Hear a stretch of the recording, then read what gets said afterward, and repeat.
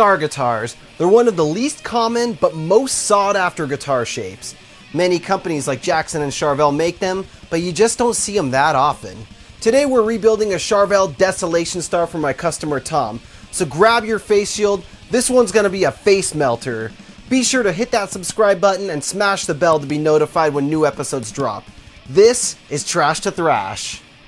For more than 20 years I've been obsessed with guitars. From playing them, to working on them, to buying and collecting them, I've built quite the collection of awesome custom guitars.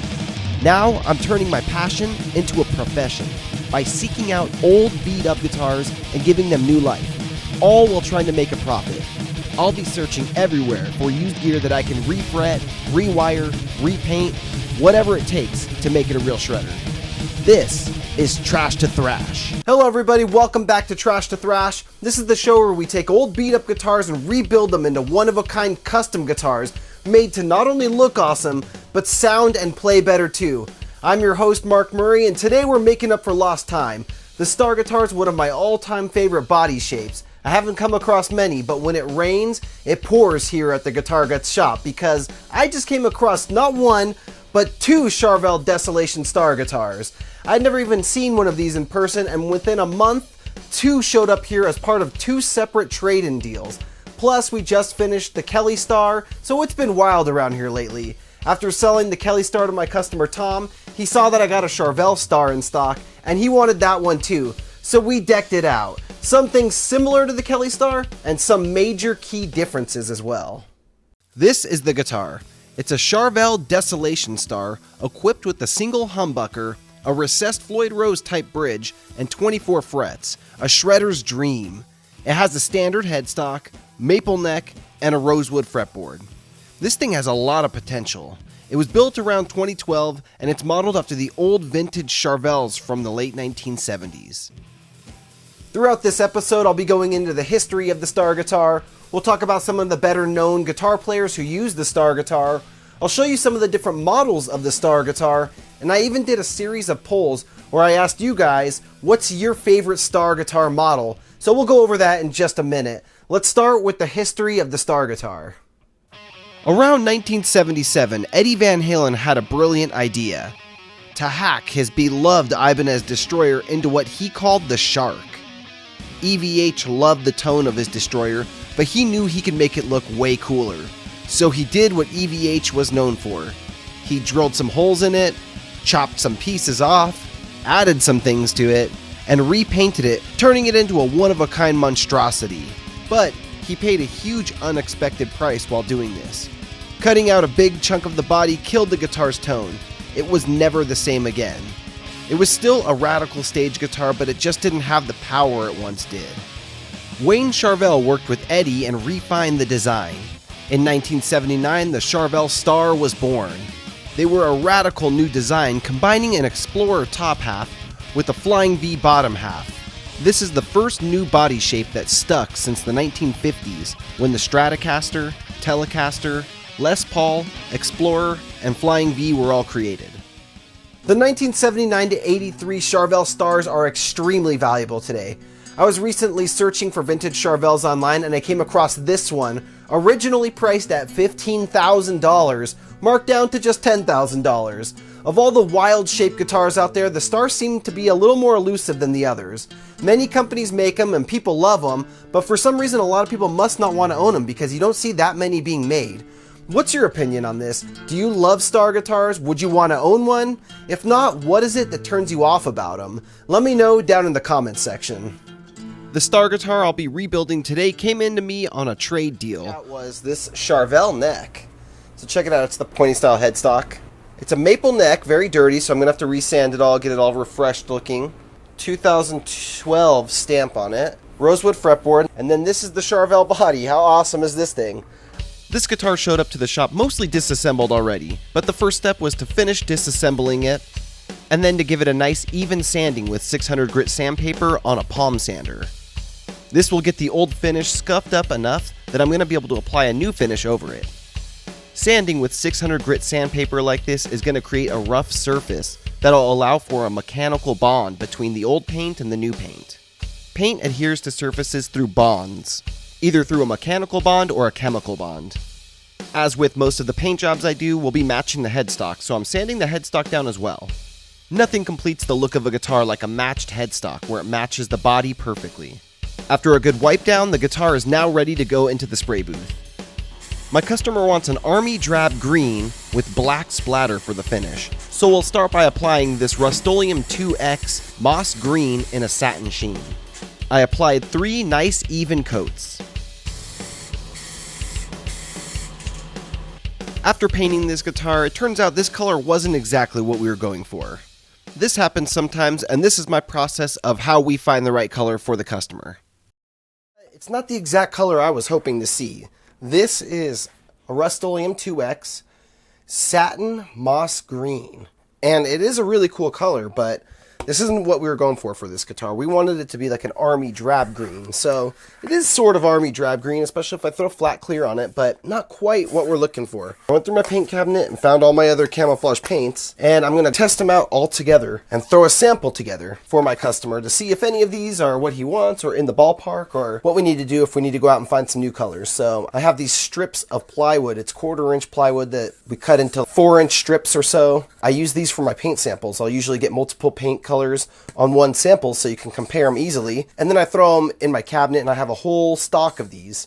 So when customers in the future come to me, I can pull this out and show them, here's some of the colors I've used before, see if it fits the project. And today we're going to be throwing all 4 of these different types of green olive drab style colors onto one sample. After it dries, I'll take a picture and send it over to my customer and see if any of these seem like it's what he wants. And like I said, if it's not, we'll go out and find some new colors.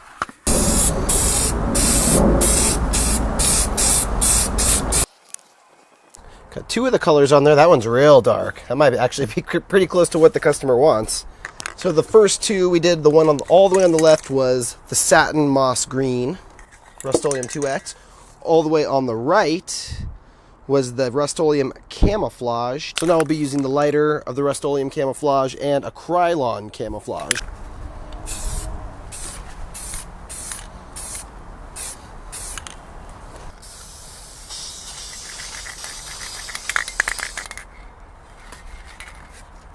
Okay, there we go. So we got all 4 of them on there. We did a couple more samples for my customer just to give him an even wider palette here, and the one that he chose was this one here.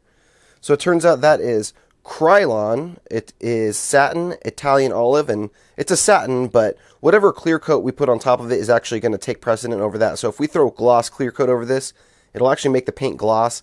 If we do a flat over it, it's going to be a flat finish. So that's actually what we're going to do. We're going to spray it this color, then finish it with a matte clear coat. Now we're back out in the spray booth for round 2 of painting. This time we're applying the new color and it should look great. After a few hours, the headstock is cured enough that I can put the logo on.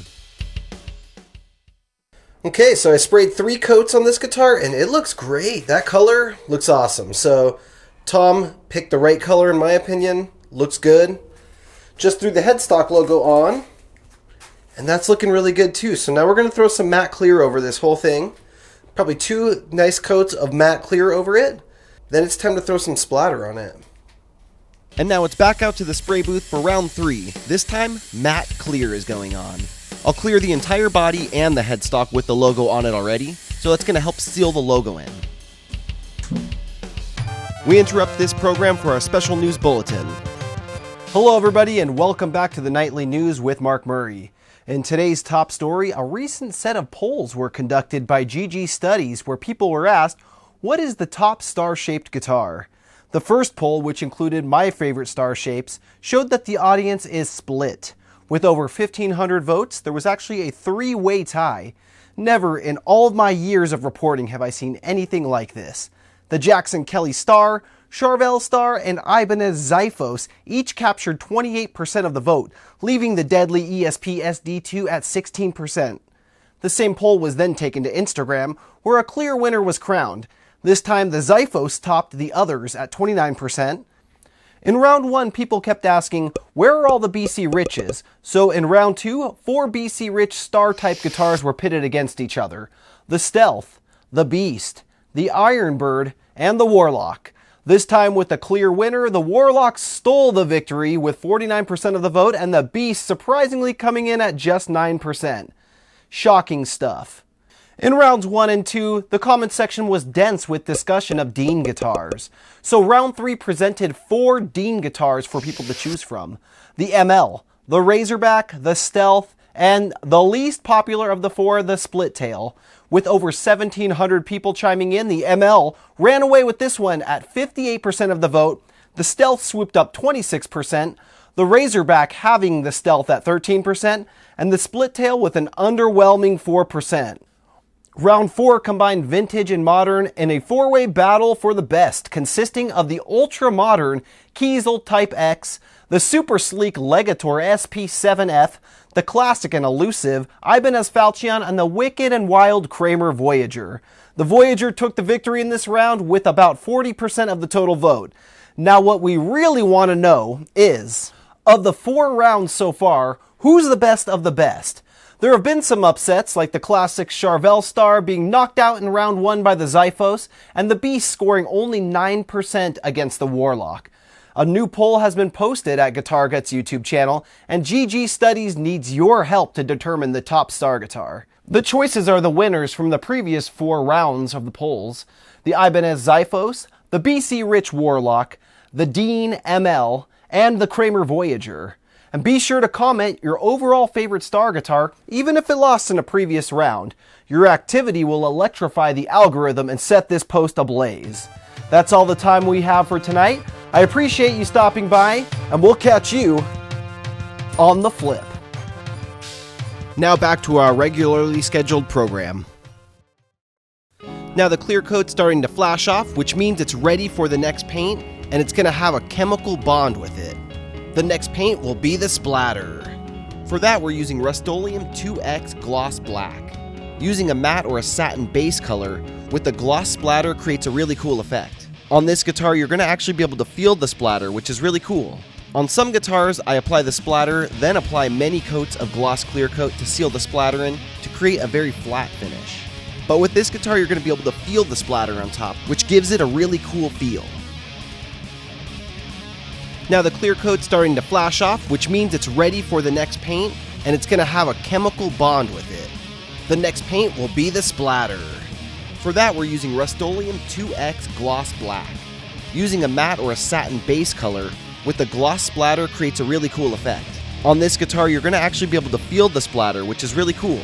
On some guitars, I apply the splatter, then apply many coats of gloss clear coat to seal the splatter in to create a very flat finish.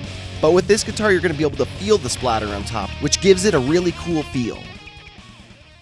Alright, just finished spraying and splattering up this Charvel Star. Check it out. Olive drab green. Threw some matte clear coat over it right after that. And then some splatter. Turned out really cool. Nice little spot up here. Dense spot. Looks like it smashed a skull or something. Back here we got some dense splatter, and then yeah, it looks really cool. I think it's going to look great with the black hardware, black Goto bridge, and the black EMG 81. And there's our headstock there. So again, I went a little more dense on the corner and on the back edge. Tried to keep it light over the logo so it didn't bury the logo. And I like the way it turned out. I think that looks awesome. So another killer splatter session. The first splatter pattern looked pretty good, but after showing it to my customer Tom, he wanted something more brutal. I did kind of a conservative look because with splatter, you can't go back, you can't take it off once it's on there. But right after I threw the splatter on, I sent some pictures over to Tom and he said, more splatter. So, we did more splatter. And now this thing looks like a metal machine. It's got a lot more drippy splatter and it really looks like he was involved in something bad. Tom also bought the Kelly Star from the last episode of Trash to Thrash, so this is kind of a contrasting piece to his Kelly Star that was matte black with neon green splatter. Tom plays in a band called Frightmare. You can check these guitars out on stage with him. Even though star guitars aren't the most common body shape, they do show up from time to time in the hands of some of the biggest guitar legends in the metal world.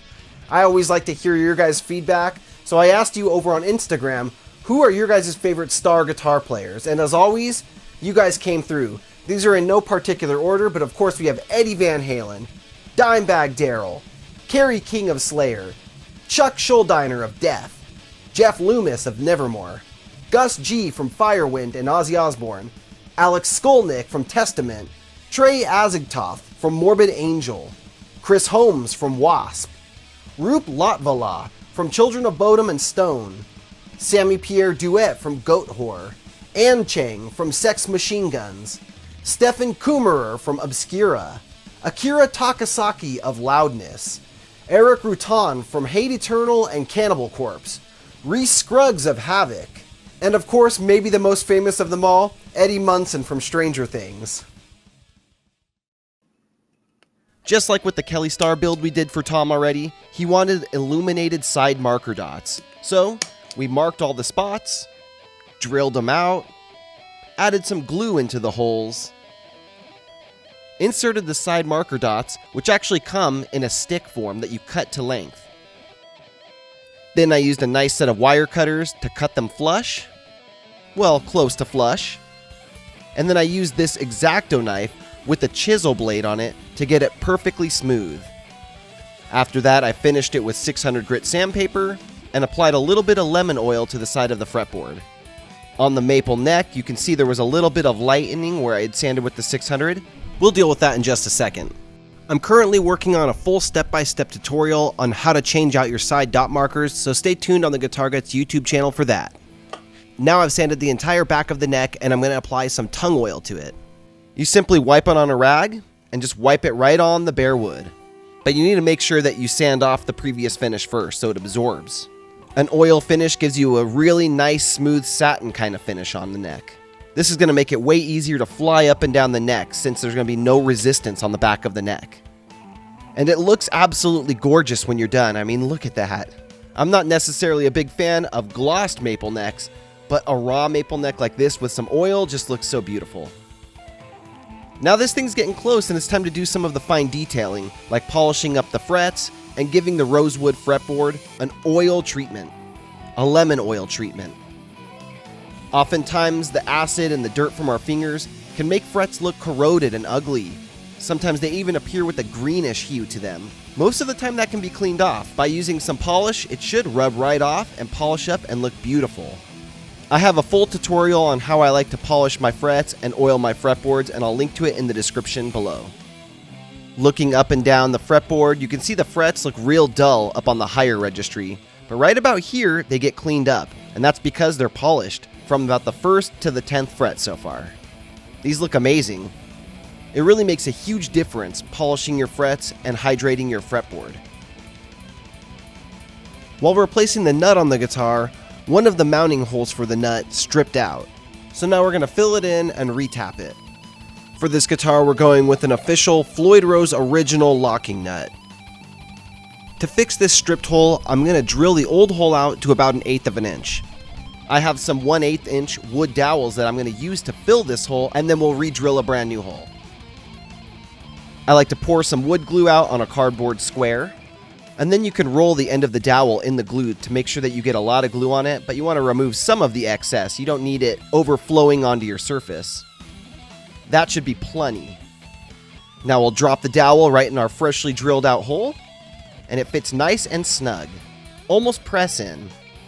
And I'll remove the excess glue that's coming out over the top, and that'll help kind of fill in the gap around the top. Then we can cut the dowel flush just like we did with the side markers. And then we'll bring in the X-Acto with the chisel blade to take off that little nub that's on top. Just to top it off, we'll add a tiny bit of wood glue to kind of cap it off. And then using a really small cardboard square, we're going to flatten that out and make sure it's perfectly smooth so the new nut has a perfect surface to sit on. Now we'll install the new nut using the existing hole as a guide for the first hole, and we'll re-drill the second hole from there. This episode of Trash to Thrash is sponsored by my friends over at Tessie. Tessie makes great kill switches. I use them on a ton of my builds because they're built with quality. They last, and they come in a big variety of styles, so no matter what kind of guitar you're working on, they'll have something that fits it. I love their standard LED kill switches, the EVH Nelly kill switches, and the arcade button kill switches best. Be sure to go check out the fine folks over at Tessie and get yourself a Tessie kill switch. Enter the code GuitarGuts at checkout to get 15% off your kill switch order. For this guitar, we used a Gotoh 1996T floating bridge. I like these bridges as much as I like Floyd Rose originals. The Floyd is just such a classic and never fails, but the Gotoh offers a couple nice updates to improve on the Floyd Rose. These are my top 5 reasons I like the Gotoh 1996T floating bridge. Number 1 is the whammy bar mounting system. Gotoh has a push-in system where the Floyd Rose has a screw-in. You can also screw in the Gotoh, which is a nice lock-in feature. The second reason is that the Gotoh comes with a brass block and noiseless springs right out of the box. You can't beat that. Those are upgrades I typically do to Floyd Roses anyways, so it's cool to get them right out of the box. The third reason is that it has a wider range of intonation using the saddles. The fine tuners also have a greater range, and the fine tuners sit at a nice angle. Reason number 4 is that the tremolo arm sits higher from the body, giving you more motion so you can drop the bar to the body more easily. And the fifth reason is that the Gotoh costs a little bit less than a Floyd Rose, although they don't come with a locking nut, so you'll have to buy that separately, although I prefer the Floyd Rose locking nuts anyways. These Gotoh bridges are a great deal, and they're direct drop-ins for most guitars that use a Floyd Rose bridge. Alright, this thing is strung up, it's wired up, it's all finished and ready to jam. Are you ready to see this thing and hear how it sounds? Check this thing out.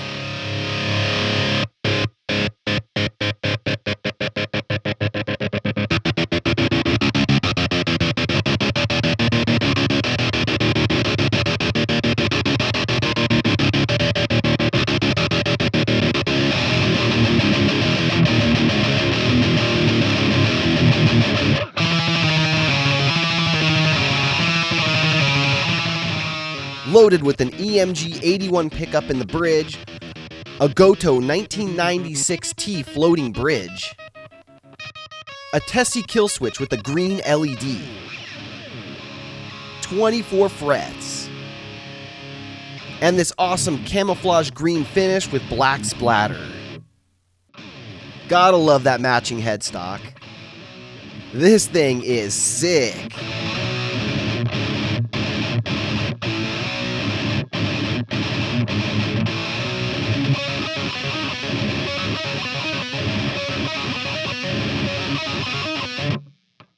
Alright, so what'd you guys think of this monster? Let me know down in the comments. As with many of the guitars that are on this show, when it showed up on my doorstep and I popped it open, I thought about keeping it for myself.